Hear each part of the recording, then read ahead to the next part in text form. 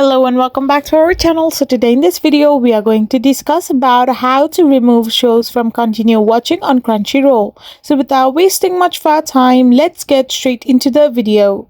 So to remove a show from continue watching on Crunchyroll, you need to first of all open the Crunchyroll. Once you have done this, you can either delete specific episodes from your history or clear your entire viewing history.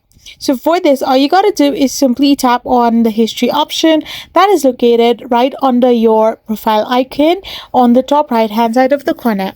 So once you do this, you will be redirected to this kind of interface where all the shows that you are watching will appear.